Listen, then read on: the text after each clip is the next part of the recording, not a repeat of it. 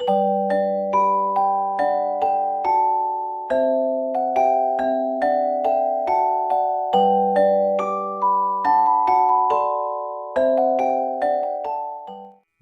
बुद्ध की कहानी से हमारे जीवन में बहुत कुछ सीखने को मिलता है।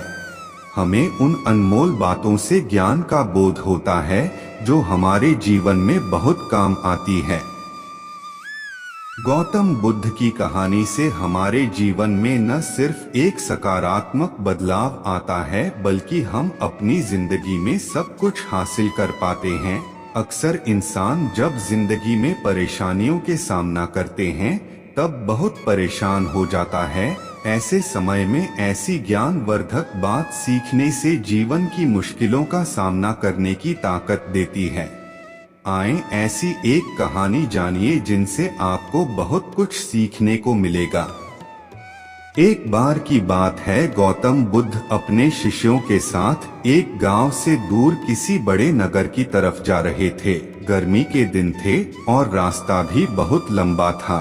गौतम बुद्ध अपने शिष्यों सहित बहुत देर से चल रहे थे, जिस वजह से उन्हें बहुत प्यास लगती है।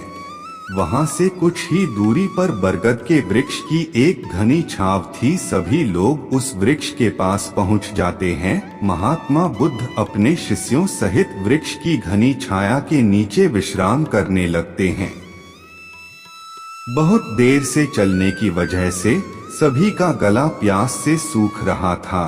यह बात बुद्ध जानते थे। बुद्ध ने अपने एक शिष्य को कहा, आप इस बरगद की छाया से 20 कदम दूर जाकर बरगद की 2 बार परिक्रमा करके वापस आओ। शिष्य वैसा ही करता है जैसा बुद्ध ने बताया। परिक्रमा के बाद जब शिष्य महात्मा बुद्ध के पास आया तो बुद्ध बोले कि क्या आपको किसी ठंडी हवा का अनुभव हुआ था? शिष्य बोला, हाँ महात्मा बुद्ध, उस उत्तर दिशा की तरफ से मुझे कुछ ठंडी हवा की अनुभव हुआ था।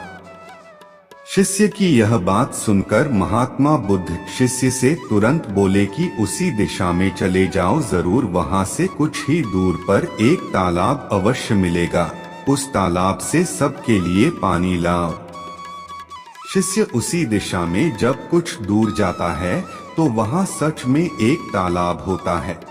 तालाब देख शिष्य बहुत प्रसन्न होता है और तालाब के निकट जाकर जैसे ही तालाब से पानी भरने वाला होता है, तभी शिष्य की नजर वहां दूर तालाब में कपड़े धो रही कुछ स्त्रियों पर जाती है।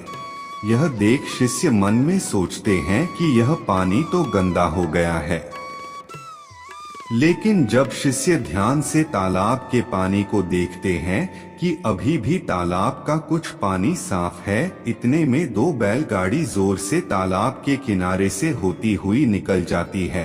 बैलगाड़ी के पहिए तालाब की मिट्टी के ऊपर इतनी जोर से निकलते हैं कि तालाब के नीचे बैठी बहुत सारी मिट्टी तालाब के ऊपर आ जाती है, जिस वजह से तालाब का बचा हुआ पानी भी गंदा हो जाता है। यह देख शिष्य बिना पानी लिए क्रोध में महात्मा बुद्ध के पास वापस चला जाता है।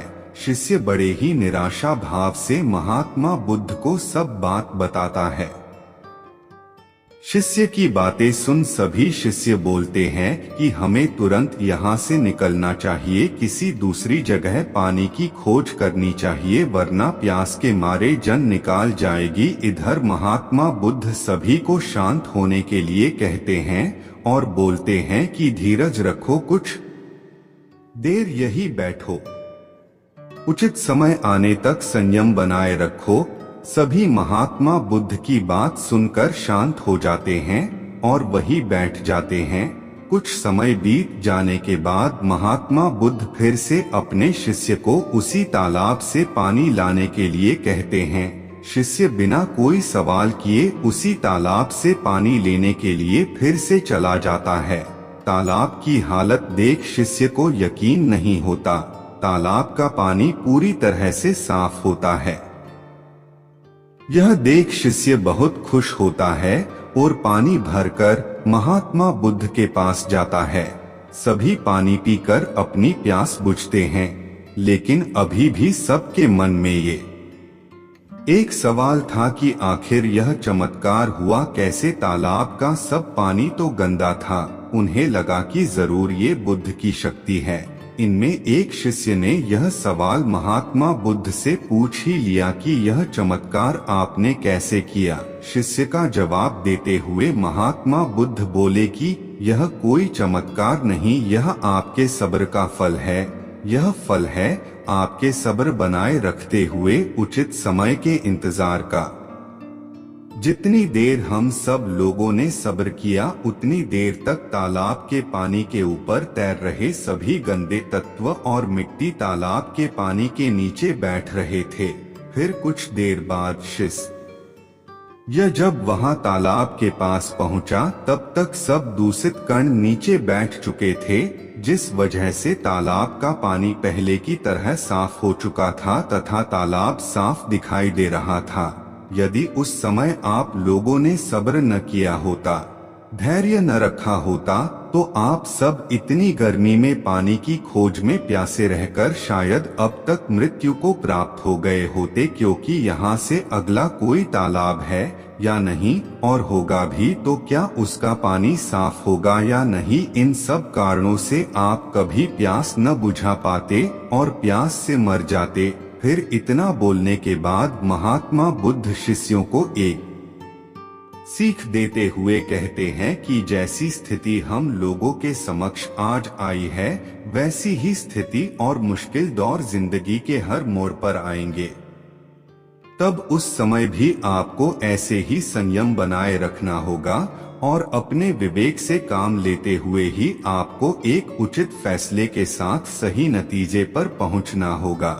हर मुश्किल दौर में सब्र रखते हुए ऐसे ही शांत मन से ही कोई फैसला लेना चाहिए जिसका आपके और दूसरों के लिए अच्छा हो, क्योंकि ऐसी स्थितियों में लोग अक्सर गुस्से में आकर अपना सब्र खो देते हैं और गुस्से तथा जल्दबाजी में गलत काम और फैसला कर बैठते हैं, जिसका बुरा परिणाम उनको भविष्य में देखने को मिलता है, जिसमें खुद का नुकसान अधिक होता है। कुछ परिस्थितियां जीवन में ऐसी होती है जहां हमें सब्र बनाए रखते हुए उचित समय का इंतजार करना होता है, लेकिन लोग अक्सर यहीं पर अपना सब्र खो देते हैं और उचित समय आने का इंतजार नहीं करते, जिस वजह से उनको आगे चलकर दुख और मुश्किलों का सामना करना पड़ता है। अंत में महात्मा बुद्ध ने कहा कि हमरे द्वारा लिया गया आज का फैसला हमरे आने वाले कल की खुशी और दुख को निश्चित करता है।